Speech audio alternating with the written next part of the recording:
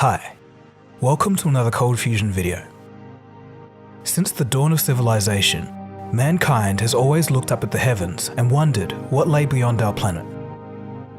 While most people gazed in wonder, only a select few have ever visited space. The tale of the first man to do so is a story of triumph, fame, a sad demise, and some very peculiar events. To understand what happened, let me tell you a story. You are watching Cold Fusion TV.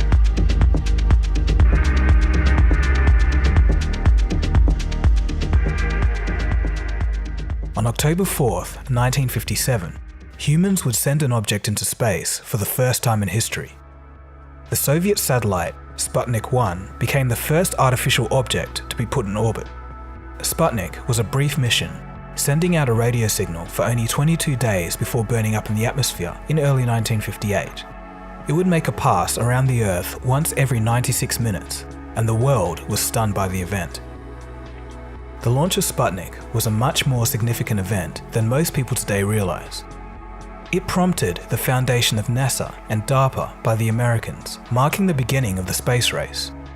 But Sputnik would also result in the Americans forming ARPANET, the start of our current internet. The world was absolutely shocked when the Russians sent Sputnik into space, but the USSR wasn't finished.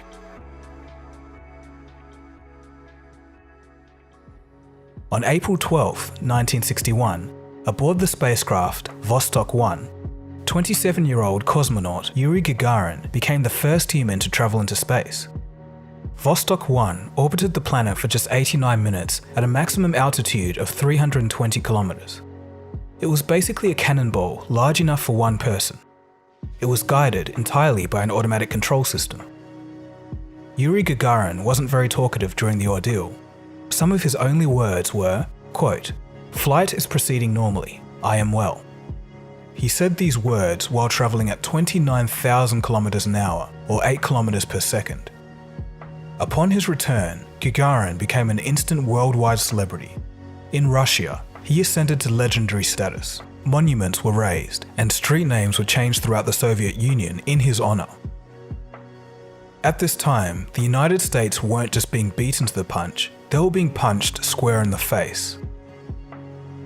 To add insult to injury, in August of 1962, the Americans were beaten again.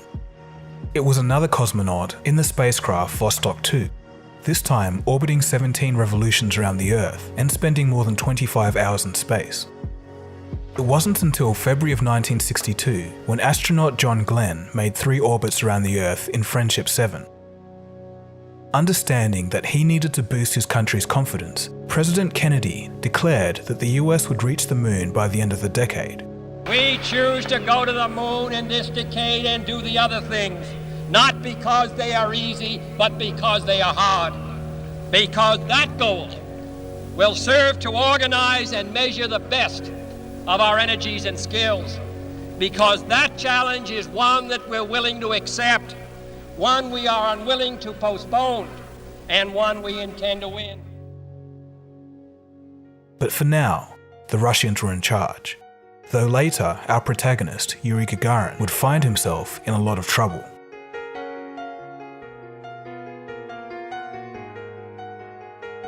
On March 27, 1968, 7 years after his trip to space, Yuri Gagarin got up early in the morning and headed to Chekhovsky Airport.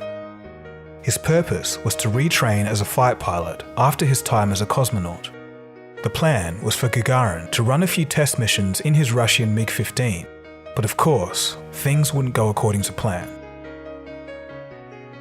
The weather was poor at the airport, with the wind and rain making their presence known. When Gagarin forgot his ID that morning, he told those around him that this was a bad omen. Despite the weather and the bad juju, Gagarin took off without incident. After he'd completed his exercises, he radioed back to base saying that he would return shortly. This would be the last time that anyone would hear from him. A couple of hours later, a flight rescue team took off on a search mission. As they were searching, they could see the plane's burning wreckage from the air. The hope was that the former cosmonaut may have ejected before impact. Unfortunately, these hopes were dashed when Gagarin's body was found the next day.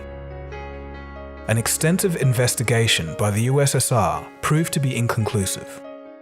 One prevalent theory was that Gagarin swerved to avoid an object, a bird or a weather balloon, and lost control of the aircraft.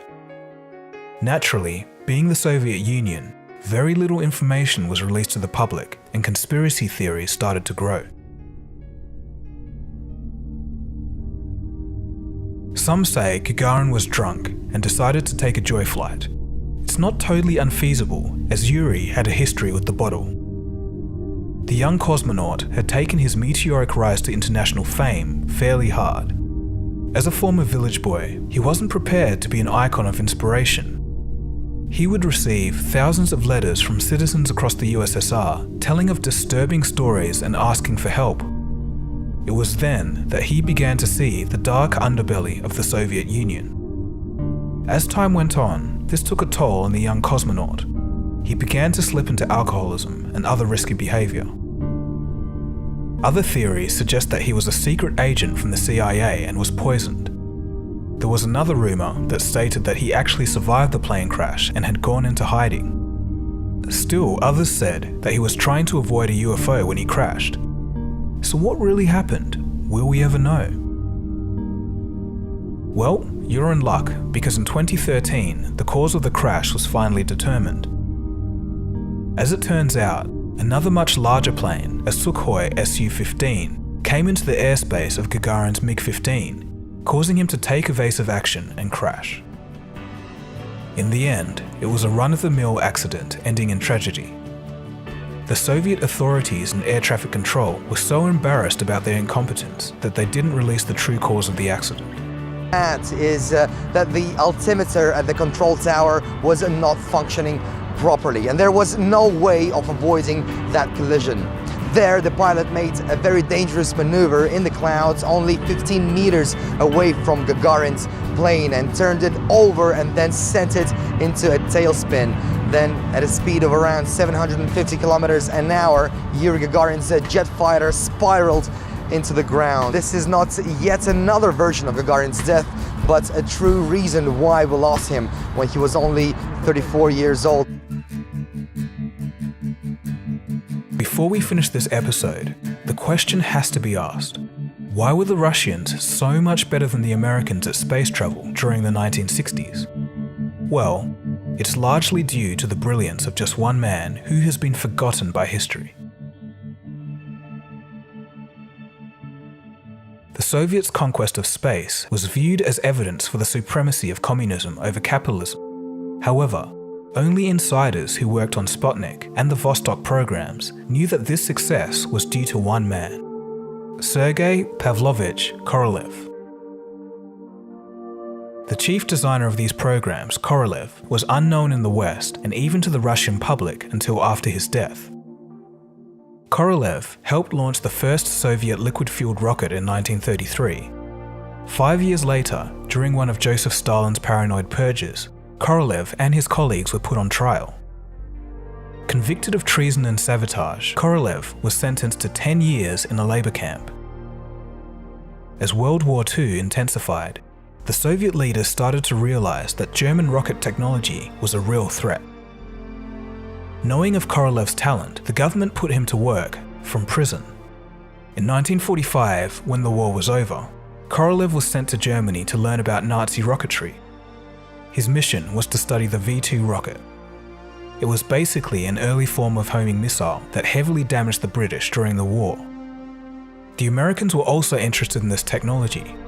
They captured the V-2 rocket's designer and eventually made him head of the US space program. The Soviets went further and managed to get their hands on the rockets, blueprints, and a few German V-2 technicians. By 1954, Korolev had built a rocket which could carry a 5-ton nuclear warhead.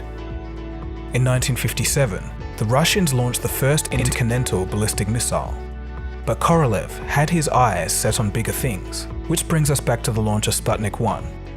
It was the first Soviet victory in the space race, but amazingly, Korolev was still in prison when he worked on the project. He would finally be released a short time later, and with Korolev at the helm, the Soviet space program would be unmatched in the early 1960s.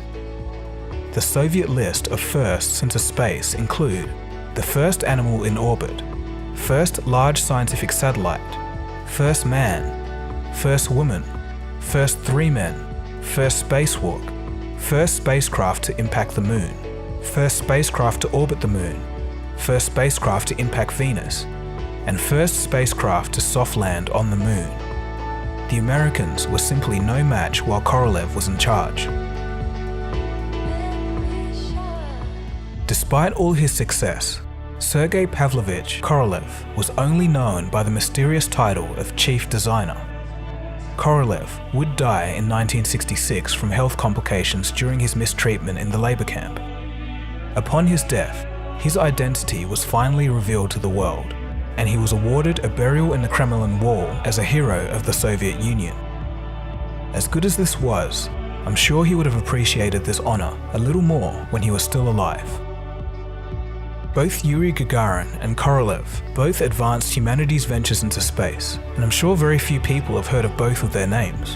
And that's what this video is for, to bring to light history that's been forgotten. The trend of going to space is about to heat up again in the 2020s as private companies from Richard Branson, Elon Musk, and Jeff Bezos take to the heavens once again. We'll see all of this in the next episode, which will be the week after next.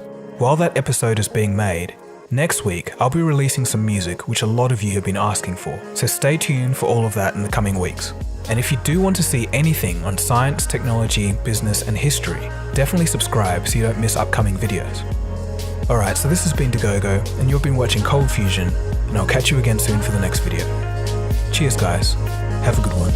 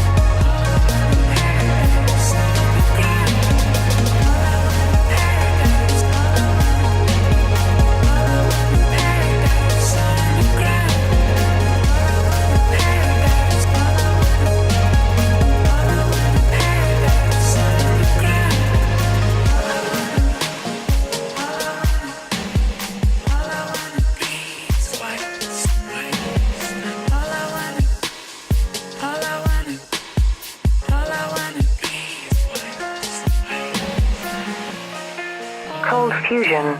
It's new thinking.